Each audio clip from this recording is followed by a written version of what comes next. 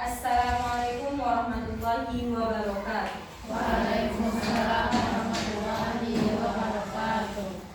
Bismillah, walhamdulillah, assalatu wassalamu ala rasulillah wa ala alihi wa ashabihi wa mawala, amma ba'du. Yang terhormat Ibu Kepala Sekolah SD Negeri 1 Padang Panjang Timur dan yang kami hormati Bapak Ibu Pendidik dan Tenaga Pendidikan SD Negeri 1 Padang Panjang Timur. Untuk memulai kegiatan diseminasi aksi nyata calon guru penggerak angkatan 11, marilah sama-sama kita mengucapkan basmalah. Bismillahirrahmanirrahim. Acara yang pertama, sepatah kata dari Ibu Kepala Sekolah SD Negeri 1 Padang Panjang Timur. Kepada Ibu kami silakan.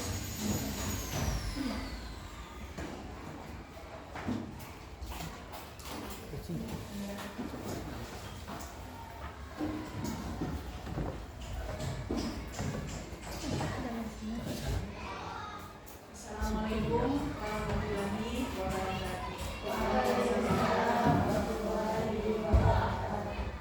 Ibu semua, hari ini kita akan menyaksikan bagaimana diseminasi terhadap tugas kerja dari calon guru penggerak yang akan nanti mempresentasikan materi terkait budaya positif dalam menyebabkan pembangunan dan penerapan pemahaman terhadap pembelajaran. Untuk itu, saya berharap Bapak dan Ibu dapat mengikuti kegiatan ini dengan baik. Ini akan berdampak terhadap peningkatan mutu dan kualitas pembelajaran Bapak dan Ibu di kelas.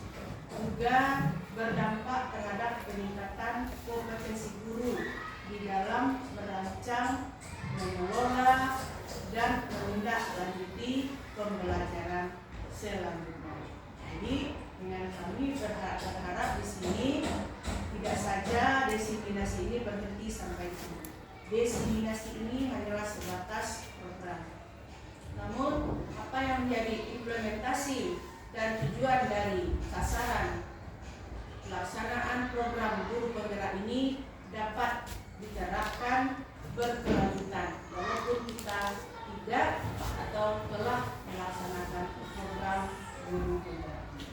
Demikian arahan serta kata dari saya. Selamat mengikuti, selamat melaksanakan diseminasi ini. Semoga Allah Subhanahu wa taala memberikan rahmat dan hidayahnya dapat kita laksanakan dengan sebaik. Assalamualaikum warahmatullahi wabarakatuh.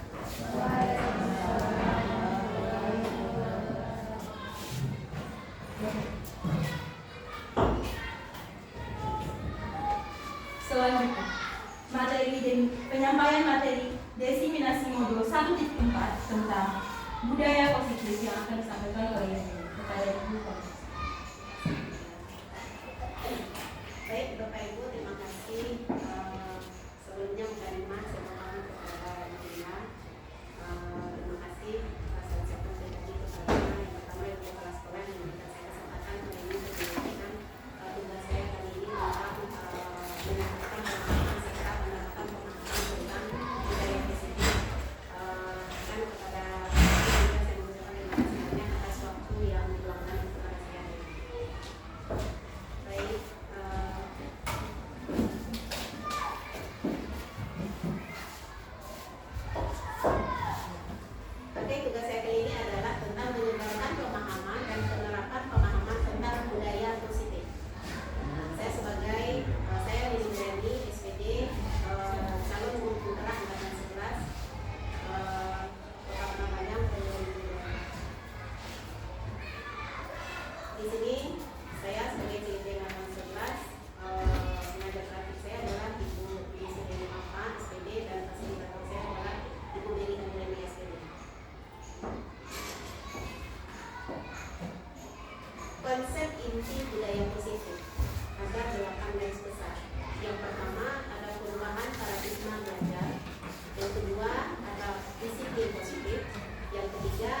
nilai-nilai kebajikan.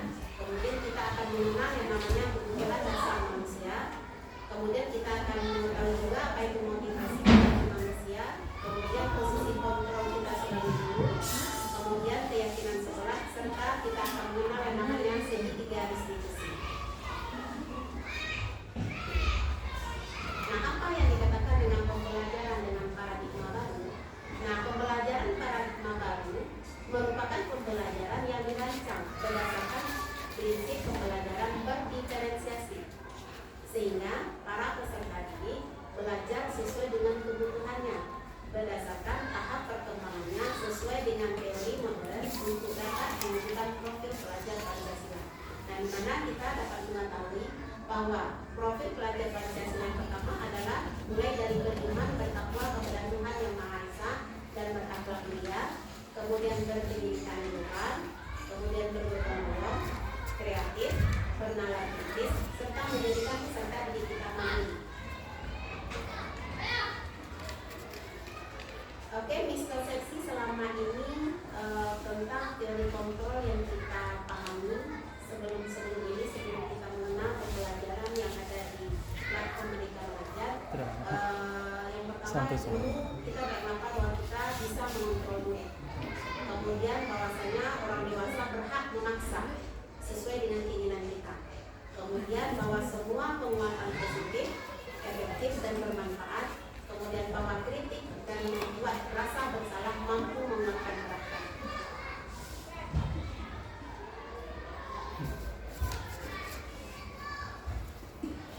Bagaimana perubahan paradigma stimulus respon ke posisi kontrol?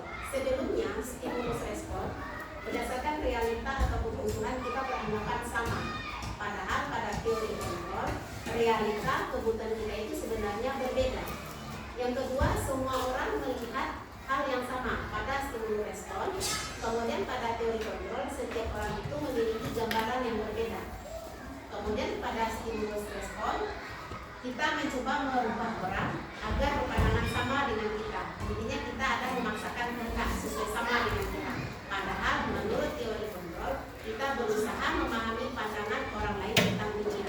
Berarti semua berhak menyampaikan pendapatnya. Kemudian pada paradigma stimulus respon, orang lain bisa mengontrol saya. Padahal pada teori kontrol, hanya Anda yang bisa mengontrol diri Anda. Intinya kita yang bisa mengendalikan diri kita, emosi dan apapun itu tergantung kepada diri kita sendiri. Kemudian pada stimulus respon, saya bisa mengontrol orang lain. Itu pandangan pada zaman dahulu. Nah, pada saat sekarang, pada teori kontrol, Anda tidak bisa mengontrol orang lain. Karena semua orang berhak menggunakan pendapatnya masing-masing. Nah, pada masa sebelumnya juga pemaksaan ada pada saat rujukan gagal. Nah, di sini intinya harus ada kolaborasi dan konsensus menciptakan pilihan baru. Intinya semua orang bisa menyampaikan pendapat tadi sesuai dengan apa yang dia rasakan. Nah, kemudian model berpikir menang kalah. Dulu ada sistemnya menang kalah. Kalau sekarang tidak ada menang kalah, yang ada itu adalah menang dan menang.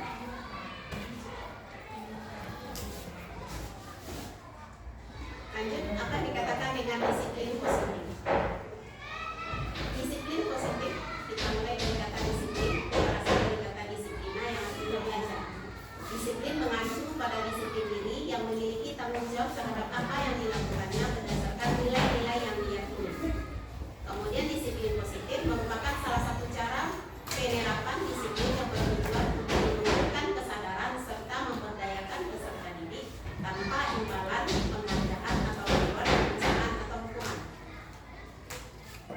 Kemudian sebagai pendidikan, tujuan kita adalah menciptakan peserta didik yang memiliki disiplin diri sehingga mereka berperilaku mengacu kepada nilai-nilai kebajikan universal dan memiliki motivasi intrinsik dalam perubahan perilaku ke arah yang lebih baik. Nah, nilai-nilai kebajikan. Contoh-contoh nilai kebajikan dalam institusi organisasi. Di sini yang kita sepakati adalah kita tidak memandang nilai itu intinya kita lepas dari suku bangsa, agama, bahasa,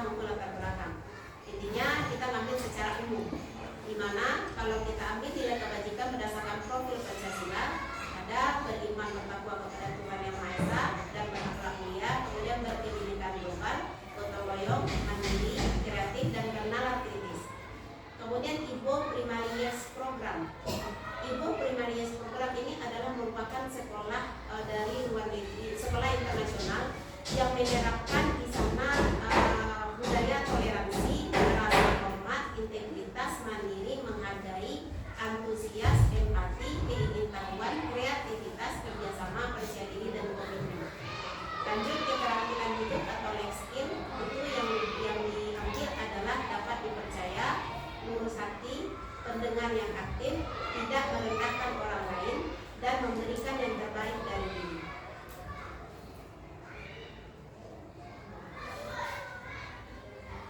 Lanjut kebutuhan dasar manusia. Kebutuhan dasar manusia adalah segala sesuatu yang kita lakukan untuk mendapatkan apa yang kita inginkan. Seluruh tindakan yang kita lakukan memiliki tujuan tertentu, dan semua usaha terbaik yang kita lakukan adalah dalam rangka agar kebutuhan dasar kita terpenuhi dengan baik. Nah, berikut 5 dasar kebutuhan manusia. Yang pertama, kebutuhannya bertahan hidup, yaitu tergantung, kalau namanya bertahan hidup terkait dengan makanan, tempat tinggal, keamanan dan kesehatan. Kemudian kasih sayang dan rasa diterima. Nah, di sini adalah yang kita ambil adalah rasa diterima, dipedulikan, berbagi, kerjasama, kemudian dianggap menjadi bagian dalam kelompok. Kemudian penguasaan. Penguasaan di sini adalah tentang terkait dengan harga diri, keinginan untuk dianggap, memimpin, berprestasi, diakui dan didengar. Kemudian terkait dengan kebebasan, itu mandiri, memiliki pilihan, mencoba hal baru, mampu mengendalikan arah diri. Dan terakhir kesenangan, bermain, humor, antusiasme, dan tertawa.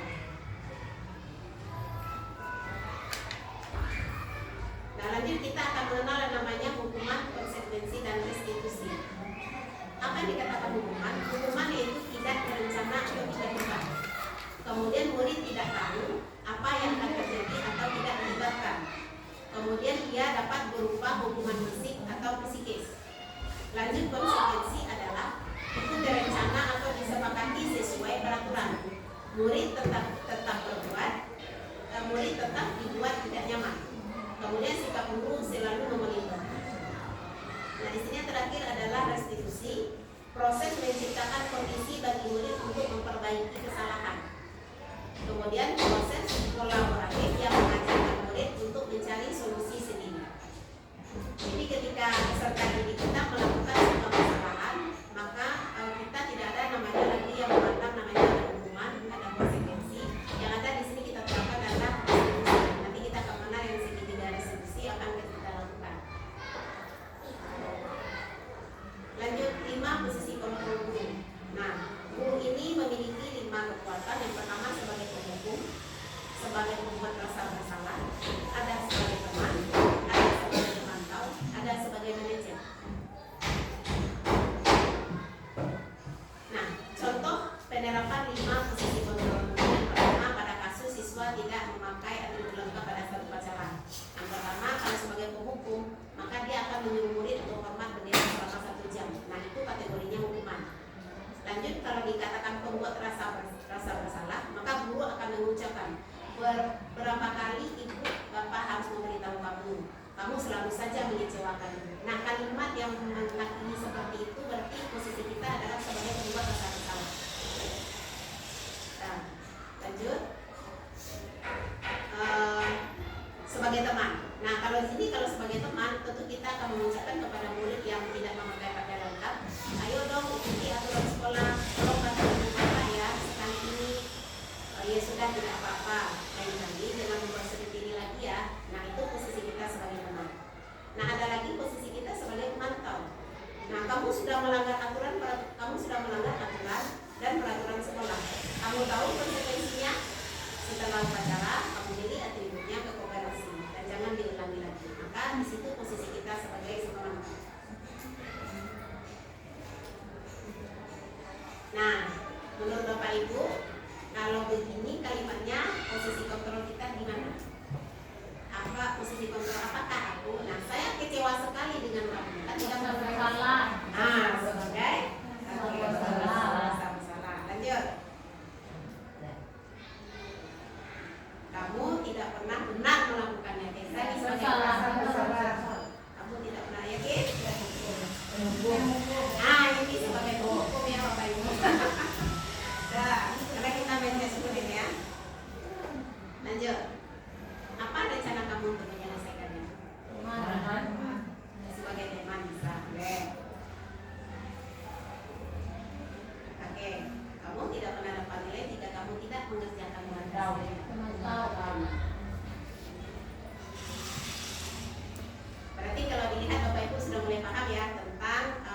posisi kontrol kita sebagai seorang ibu. Nah, untuk memperjelas materi kita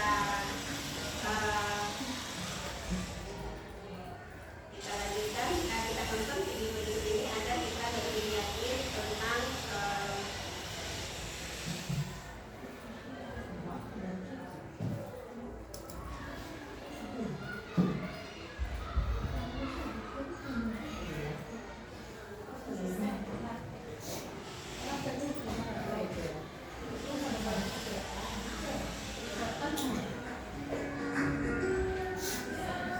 Salam bahagia Ibu dan Bapak Guru hebat. Dalam penerapan disiplin positif restitusi, salah satu program yang dikembangkan adalah 5 posisi kontrol. 5 posisi kontrol dalam restitusi adalah proses perjalanan seorang pendidik agar dapat mengenali dirinya. Pada video kali ini, kita akan membahas tentang 5 posisi kontrol yang dikembangkan oleh Diane Dawson dan contoh penerapannya.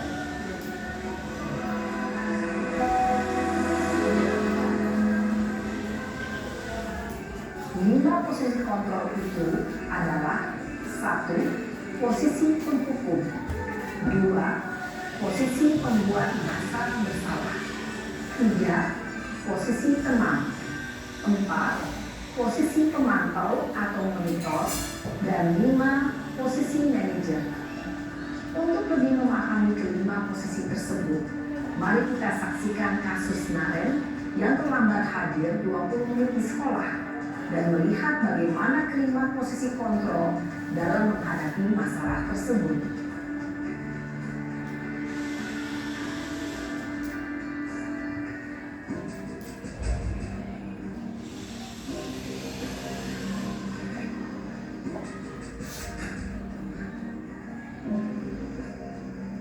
Naren! Sini kamu!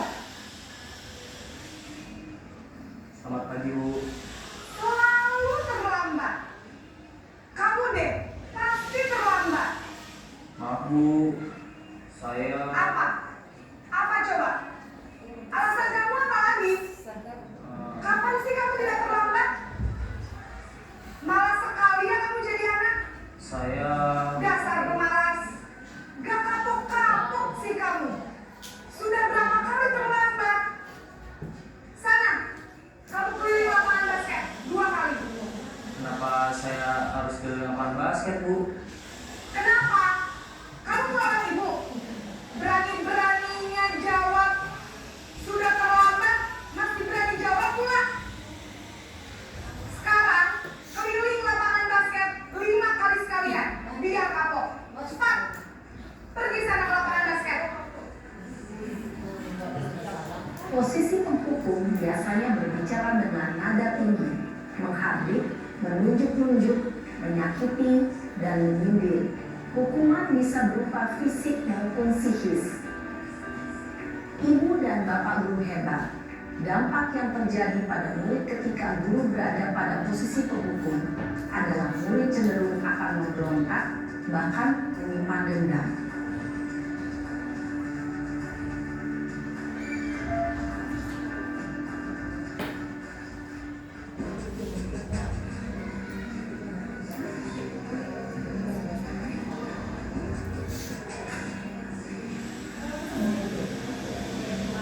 Naren!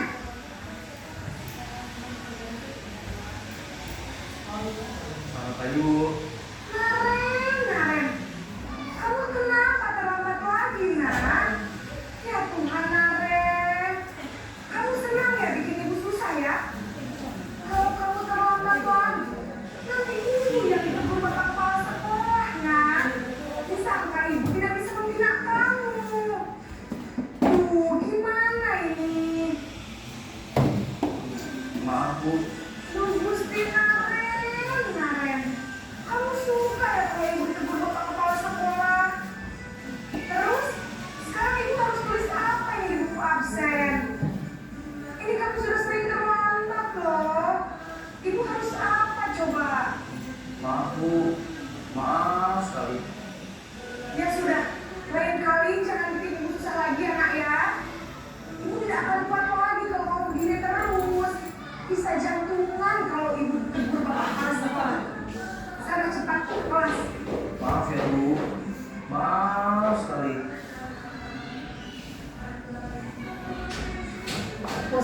pembuat rasa bersalah berbicara dengan nada tenang, cenderung lembut.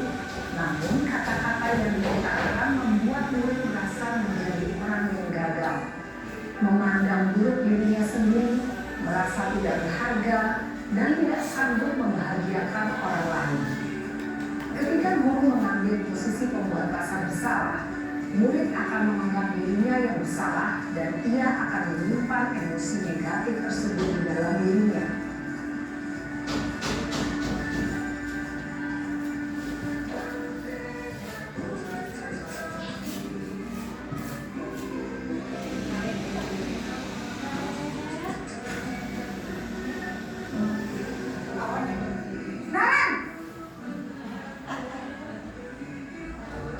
Selamat pagi Bu. Wah, sudah jam berapa ini, Nak? Terlambat lagi ya, sayang. Iya Bu, habis ibu saya cuma membangunkan saya Bu. Kamu malah menyalahkan ibu kamu. Kamu bukannya anak yang larinya paling kencang. Kok terlambat sih? Iya Bu, saya memang terlambat bangun tadi. Jadi biarpun saya lari kencang, tetap nggak kesenjar Bu. Ya sudah sana, nanti lain kali larinya lebih kencang lagi ya. Biar gak terlambat lagi. Bikin senang ibu, demi ibu. Bisa kan? Bisa lah Bu. Ya sudah sana masuk kelas. Ibu beresin urusan absen kamu. Kamu ini ada-ada saja. Dalam posisi teman, guru berbicara dengan nada suara ramah, akrab, cenderung bersenda gurau untuk menjaga suasana tetap santai. Murid akan merasa senang, aman, dan akrab dengan guru. Identitas yang tercipta adalah identitas sukses atau berhasil.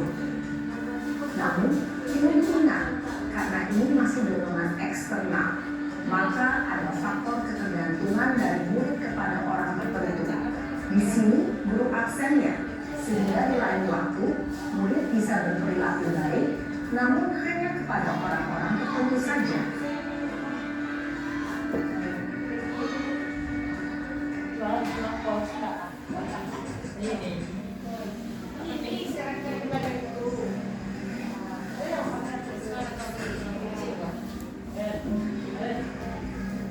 Nan!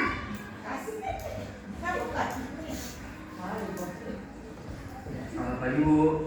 Naren, apa peraturan sekolah kita tentang jam berapa kita harus masuk sekolah, Nak? Kita harus di sekolah jam 7 Bu. Iya betul, sekarang sudah jam 7.20. Naren sudah tahu konsekuensinya jika terlambat hadir. Paham Bu.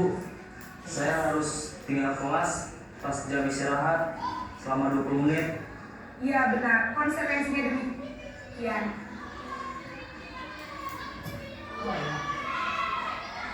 Jadi nanti jam 9.30 pas istirahat, kamu harus tinggal di kelas. Kerjakan tugas tambahan untuk ketertinggalan kamu, ya. Baik Bu.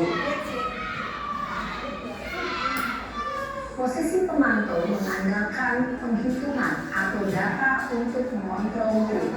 Guru mengarahkan murid berdasarkan peraturan dan konsekuensi. Seorang pemantau menunjukkan bahasa tubuh dan ekspresi wajah yang datar dan cenderung formal.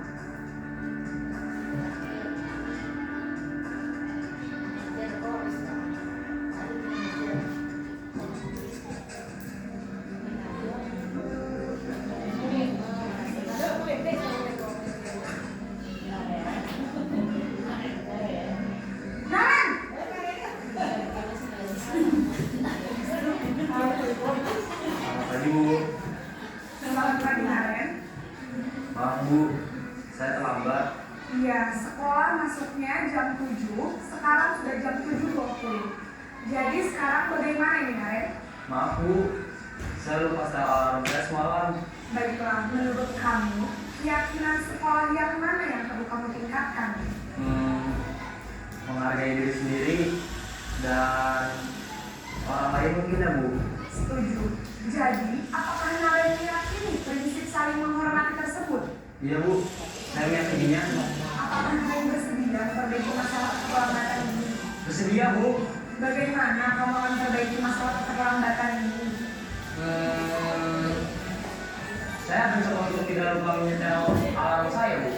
Baik, kalau kalian mau menyetel alarm di rumah, ada orang yang kira-kira bisa bantu mengingatkan tidak? Ada, Bu. Kakak saya, Kak Emma. Ada lagi selain Kak Emma?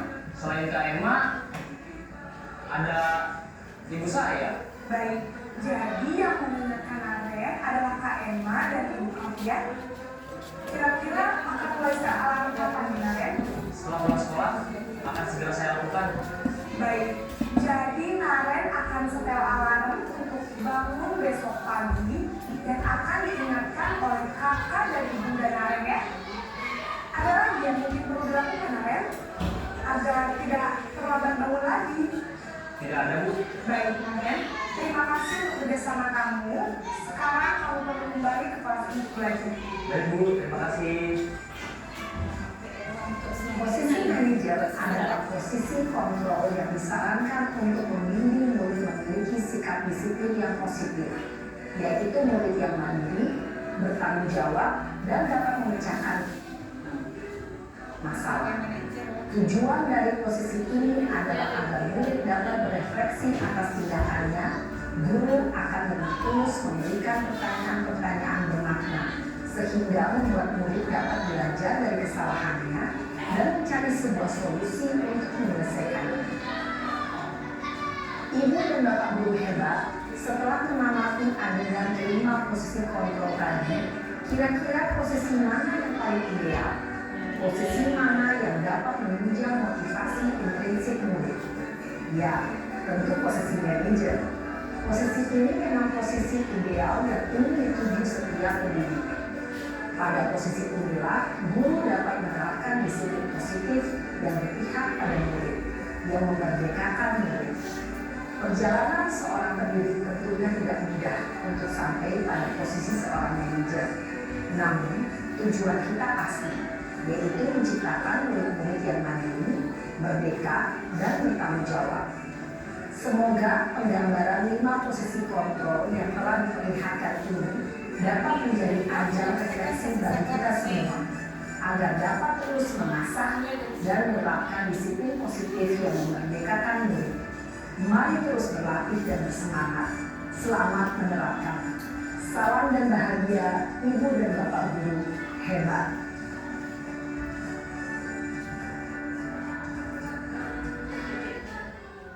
Baik Bapak Ibu, demikian sudah kita tonton 5 adegan tentang posisi kita sebagai seorang guru. Nah, maka posisi yang paling ideal kita sebagai seorang guru adalah posisi manajer. Baik, kita lanjut yaitu tentang keyakinan kelas. Kenapa sih namanya keyakinan kelas, tidak peraturan kelas? Kira-kira apa Bapak Ibu? Kalau keyakinan kelas bagaimana, kalau peraturan bagaimana? Kalau peraturan ada konsekuensi. Ada konsekuensi. Oke, yang lain?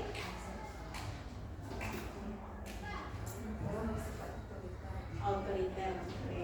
Kalau keyakinan kelas bagaimana?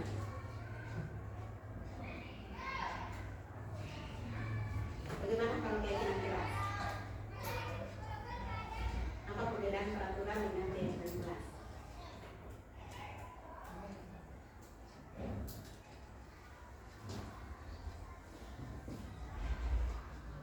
Oke, berarti kita lanjut apa yang dikatakan dengan keyakinan kelas. Nah, pembentukan keyakinan kelas itu bersifat abstrak, kemudian berupa pernyataannya universal, kemudian dibuat dalam bentuk pernyataan yang positif, kemudian sedikit saja agar mudah diingat, kemudian sesuai dengan kondisi kelas dan sekolah sehingga mudah diterapkan, dan semua warga sekolah atau warga kelas dilibatkan saat membuat keyakinan kelas. Intinya pembuatan keyakinan kelas itu kita sepakati dengan peserta didik kita. Nah, berbeda dengan peraturan-peraturan sesuai dengan keinginan kita saja. Kita menentukan, kita yang membuat, nah peraturannya begini-begini. Tapi kalau keyakinan kelas tidak, kita melibatkan semua yang terkait di dalam, misalnya kalau di kelas kita buat bersama-sama.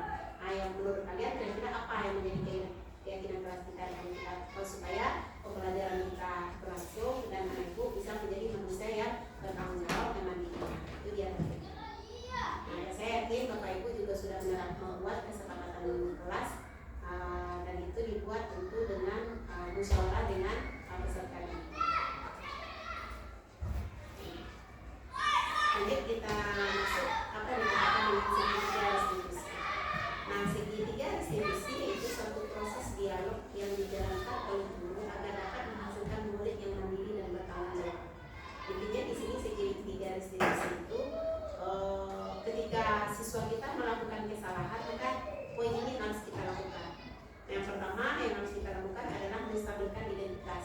Nanti akan kita lihat kemudian bagaimana validasi tindakan yang salah, kemudian kita menanyakan keyakinan peserta didik kita. Itu sudah tergambar rasanya tadi dalam posisi manajer tadi sudah tergambar yang segitiga restitusi. Oke, apa yang dikatakan dengan menstabilkan identitas?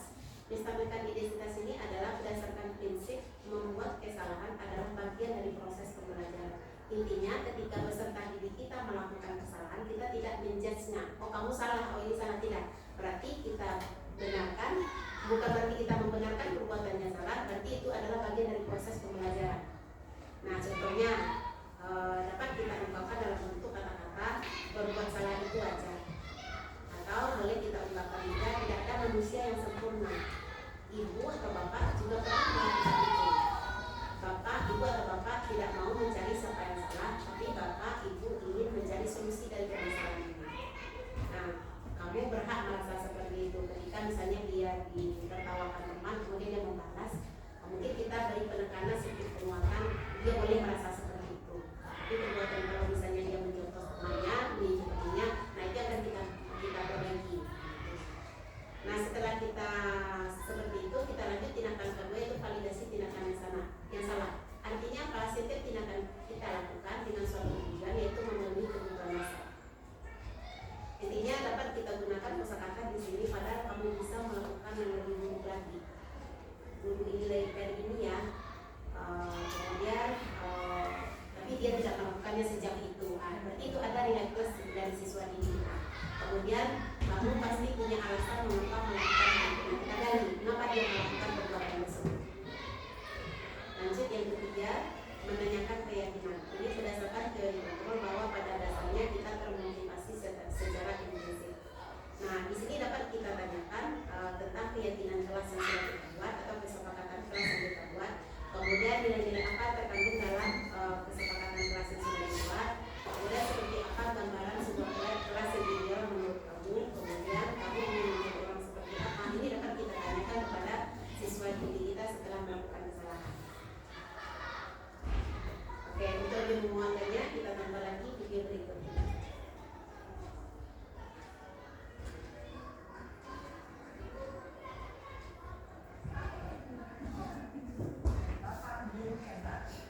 Pada video kali ini kita akan membahas tentang salah satu program disiplin positif yang diterapkan di lingkungan sekolah yang dikenal dengan nama restitusi.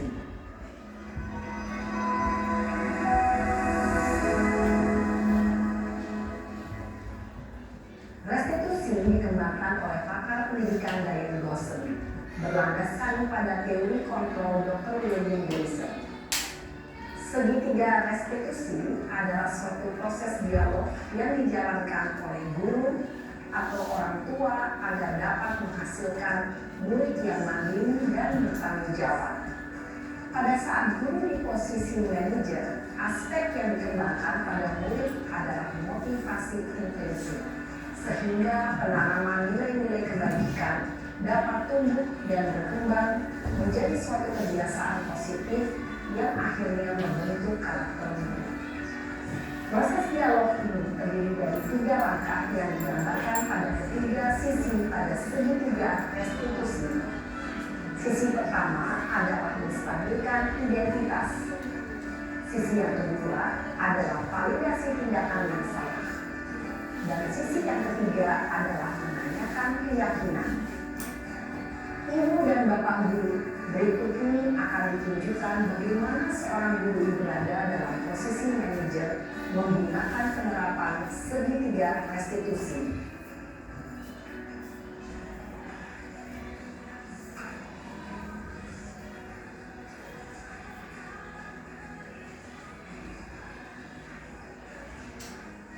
Siang Sarah. Ya Pak. Sudah lama gak ketemu Sarah? Kenapa hari ini ada di sini? Kesel Pak, kesel banget.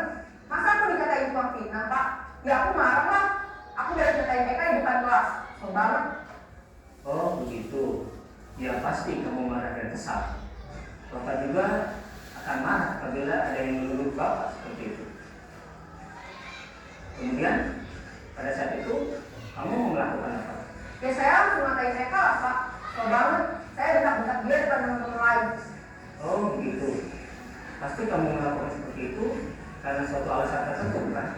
Iyalah, masa saya diam saja Pak? Ya saya bela diri lah. Masa saya dituduh tukang fitnah? Ya wajar lah. Mempertahankan harga diri itu sesuatu yang penting buat kamu. Untung kamu tidak berpikir gagal lagi. Hanya membentak-bentak. Iya Pak. Untung saya masih bersabar dan hanya meminta saja. Udah gemes padahal. Saya pasti bela diri lah. Ya pasti ya. Tapi kamu memilih untuk tetap bertahan dan bersabar. Kamu memilih untuk tidak berbuat lebih parah lagi kan? Iya. Nah, sekarang coba kita lihat lagi tindakan kamu yang bentak-bentak Eka di kelas. Tindakan kamu itu kira-kira sesuai dengan keyakinan kelas atau prinsip kamu tidak? Enggak lah Pak. Capek Pak jadi pemarah. Jadi keyakinan atau prinsip mana yang kurang sesuai dengan keinginan kamu? Ya, saya sebenarnya sangat menghargai orang lain. Mungkin saat itu saya menjadi emosi.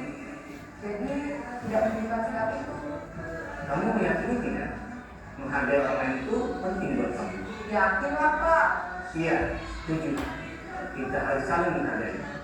Namun, ada juga keyakinan yang kita sepakati yang perlu kita jalankan apabila kita sedang marah kan?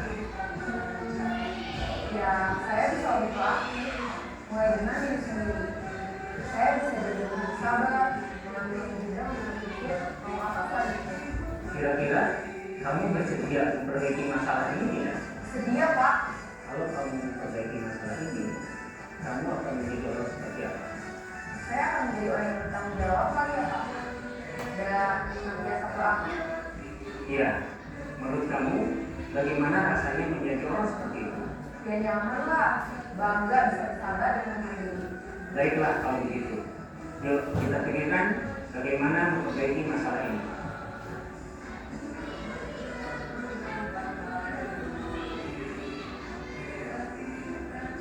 Ibu dan Bapak guru hebat. Baru saja kita menyaksikan contoh bagaimana seorang guru berada dalam posisi manajer menggunakan penerapan segitiga restitusi. Mari kita bahas satu persatu. Pada sisi pertama, menstabilkan identitas berdasarkan pada prinsip bahwa membuat kesalahan adalah bagian dari proses pembelajaran. Sisi pertama dari segitiga ini berperan menggeser identitas murid dari identitas gagal ke identitas sukses. Murid yang sedang bertingkah laku yang tidak pantas atau menarik diri saat itu sedang mengalami identitas gagal. Bila kita memilikinya, maka posisinya tidak akan berubah. Kita bisa mengajukan pernyataan-pernyataan ini. 1. Membuat kesalahan sesuatu yang wajar. 2. Manusia tidak ada yang sempurna. 3. Kita bisa memperbaiki masalah ini. 4. Saya tidak menanyakan kesalahannya. Saya lebih fokus bagaimana memperbaiki masalah ini. 5. Apakah saat ini kamu pernah menjadi orang yang baik untuk dirimu sendiri? Pada sisi kedua, validasi tindakan yang salah berlandaskan pada prinsip bahwa setiap perilaku berupaya memenuhi suatu kebutuhan tertentu. Guru yang telah memahami teori kontrol akan bergeser dari pemikiran stimulus respon menjadi proaktif dan mencoba untuk mengenali tujuan dari perilaku murid, mengenali dan mengakui kebutuhan murid ini dapat memperbaiki hubungan dengan murid tersebut. Pernyataan atau pertanyaan bisa disampaikan dengan nada suara tidak menghakimi atau memojokkan, sehingga dapat mengembalikan murid pada posisi positif. 1. Kamu bisa saja bertindak lebih gegabah lagi dari ini. 2. Kamu bukan melakukannya tanpa suatu alasan tertentu. 3. Kamu melakukannya karena mempertahankan sesuatu yang penting bagimu. 4. Mungkin kamu bisa mempelajari suatu perilaku baru yang lebih efektif. Bersediakah kamu mempelajarinya? Selanjutnya, kita akan simak sisi terakhir, yaitu menanyakan keyakinan. Teori kontrol menyatakan bahwa pada dasarnya kita termotivasi secara intrinsik.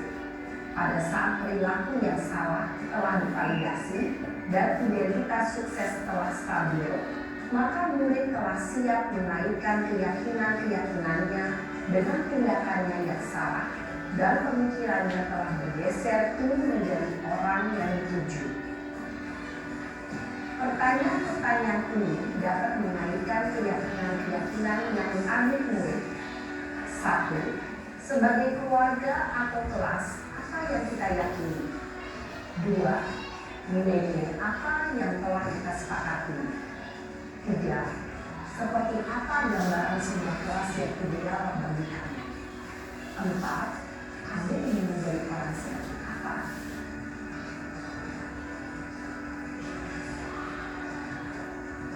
Dalam menerapkan segitiga restitusi, perlu diperhatikan beberapa hal, yaitu 1. Perilaku yang salah perlu dikaitkan dengan nilai-nilai atau keyakinan-keyakinan yang telah disepakati atau dituju.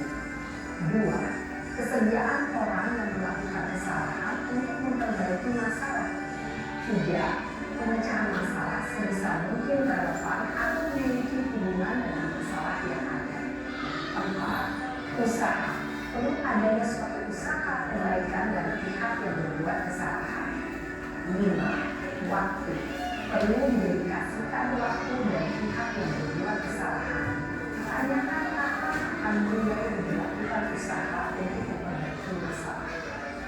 Dengan memahami siklus penerapan segitiga restitusi, diharapkan guru dapat menerapkan posisinya sebagai manajer dengan mengajukan pertanyaan-pertanyaan bermakna yang dapat membuat murid menjadi lebih percaya diri, bertanggung jawab, dan mandiri. Nah, ibu bapak guru, ini tidaknya mengikuti ketiga tahapan dalam segitiga restitusi bergantung pada ringan beratnya suatu permasalahan. Misalnya, bila permasalahan tersebut ringan, maka tidak perlu dijalankan secara berurutan. Bahkan bisa semudah menanyakan apa keyakinan yang kita sepakati. Dengan menjalankan segitiga restitusi, dengan mengajukan pertanyaan-pertanyaan bermakna, diharapkan murid menjadi kuat secara pribadi, dapat membuka wawasan hidup agar dapat menyelesaikan permasalahannya sendiri, semakin percaya diri, mandiri, dan merdeka. Salam dan bahagia, ibu bapak guru hebat.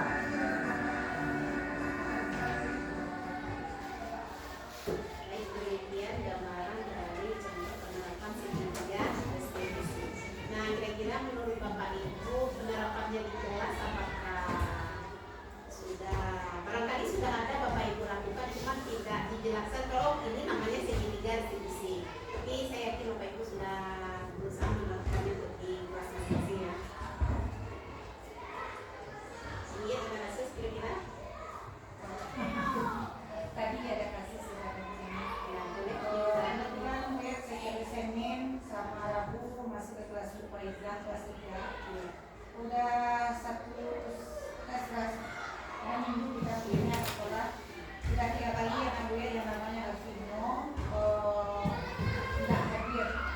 Tadi pas gue tanya sambil jalan kerja, sebelum pas jam istirahat ketemu gue sama Ujung, gue tanya, Vino, kemana Vino kemarin? Ya, kok gak hadir ngomong? Terus Vino bilang, iya, Vino orang dia jago. Yang dia jago, jam berapa Vino? Jam 6:30.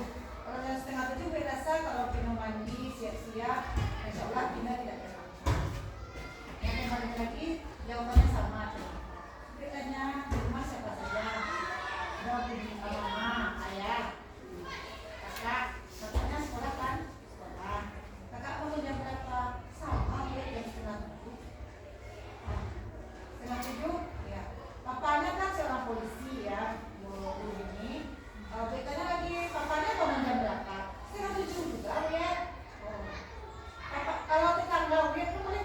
banding karena ini tidak salah, kita tidak tahu kan. Kalau kita ngambil ada juga polisi, tapi berangkatnya jam 6 kata dia. Kalau dia belum berangkat dia udah berangkat setiap hari gitu ya. Tapi setiap hari dia karena dia bersebelahan tinggalnya. Maafin maksudnya jam berapa? Jam 8 ya. Sampai besok, tes dia tanya tidurnya sama siapa? Tidurnya pakai kamar sendiri. Jadi dia punya HP, besok HP-nya bunyikan alarmnya jam 6 ya. Dan minta telepon. Jadi dia bunyi dia, oh tadi tidak dia dengan apakah itu sudah bisa dikatakan dia menyalahkan restitusinya gitu? Nah, kita ada masalah nih Bapak Ibu yang dijelaskan oleh Beliau. Kira-kira menurut gambaran Bapak Ibu, apakah permasalahan dia sudah beradakah di posisi manajer dan sebagai penyerapannya, apakah sudah terinclude dalam segitiga restitusi? Nah, kalau berdasarkan materi tadi, menurut Bapak Ibu, apakah dia sudah melaksanakan atau masih ada yang kurang? Bagaimana? Gimana Bapak Ibu? Ada yang bisa menambahkan kira-kira? Sudah atau belum? Tapi rasanya belum Ada beberapa posisi sudah. Ada beberapa posisi sudah ya. Ada beberapa posisi sudah. Iya. Dari yang tiga itu ada sudah diterapkan. Mungkin kesepakatan jelasnya atau keyakinan Nah, itu yang belum ditanyakan lagi. apa solusinya? Ya, betul. Ya, Buin sudah menanyakan, Buin sudah berada pada posisi yang kedua. Validasi tindakan yang salah Buin sudah melakukan. Cuman yang di posisi ketiganya belum. Ya, posisi ketiganya itu menanyakan tentang keyakinan, kemudian solusi apa agar dia bertanggung jawab dengan kesalahannya. Tapi kalau ini lagi tindakan dulu. Tapi kalau solusinya kan dari Buin baru tuh. Ya. Dan dia Ya, ditanya ke anak kita, apa kira-kira setelah dia melakukan ini, apa yang seharusnya dilakukan. Kemudian kesepakatan akan sudah dibuat. Kemudian nilai apa yang harus ada dalam diri siswa kita. Kita tambah ya. Ya, supaya segitiga terpakai di kelas.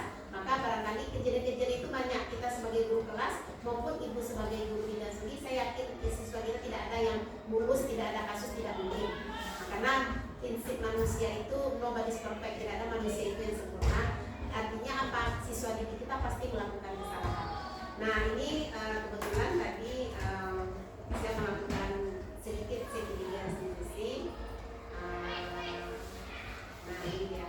Contoh penerapan ketika kasus seorang siswa mengecil nilai temannya yang berbeda. Nah, kira-kira menurut Bapak Ibu sudah tergambar atau tidak? Jadi kita lihat bersama-sama. Ayo.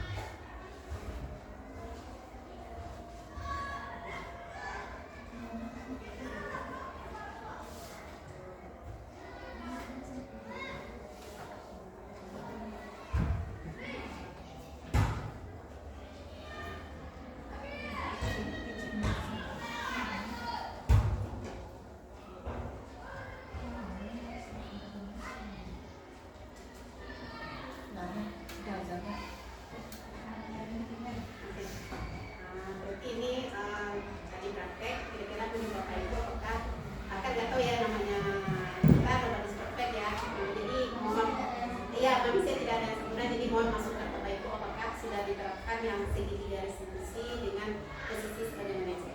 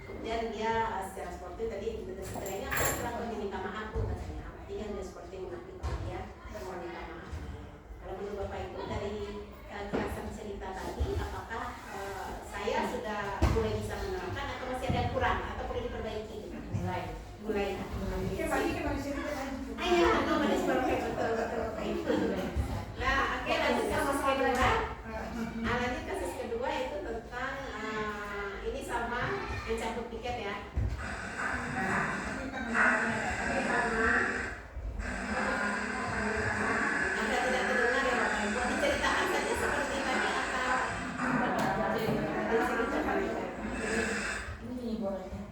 Ya, oke.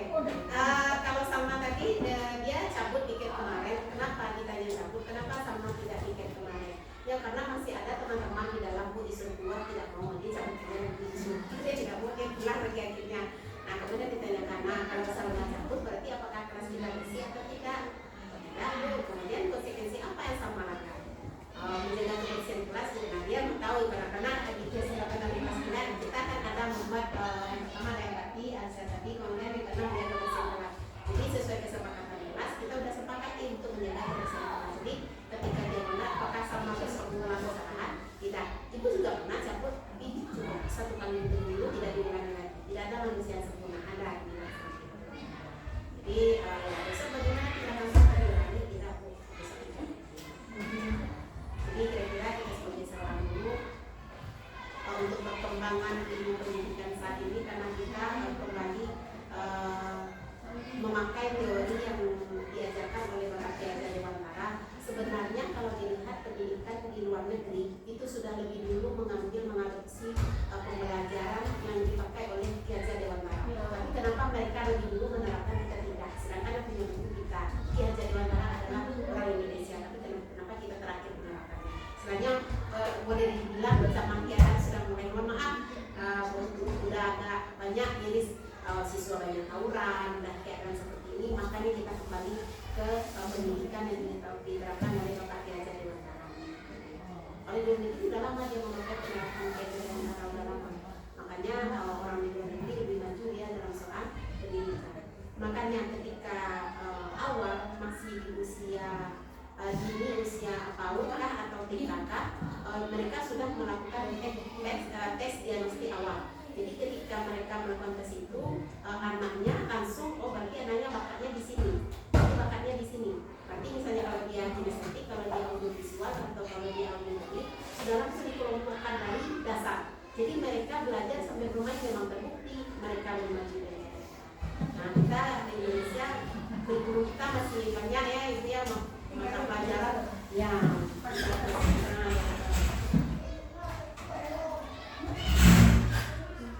ya demikian Bapak Ibu.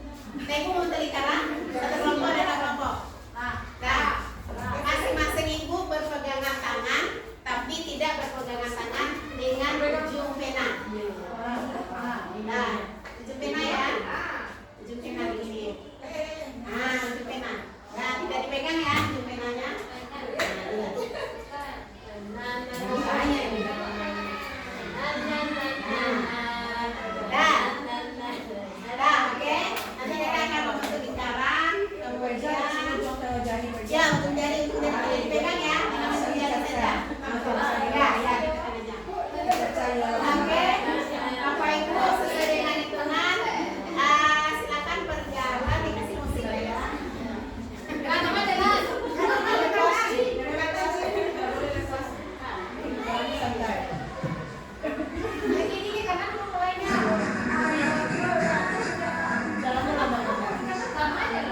Ya, oke.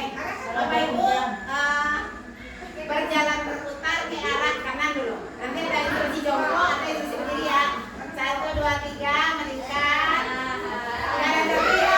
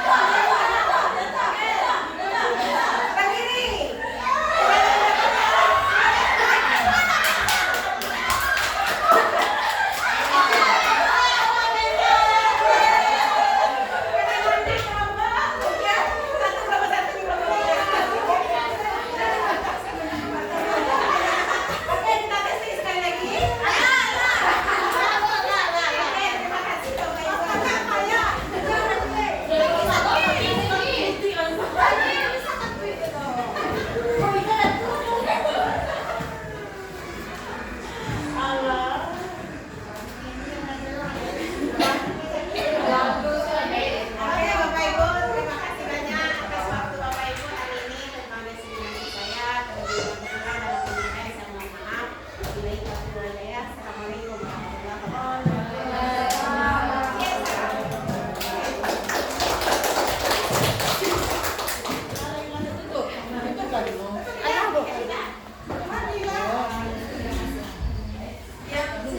Kita pada hari ini mengenai diseminasi modul 1.4 tentang budaya positif.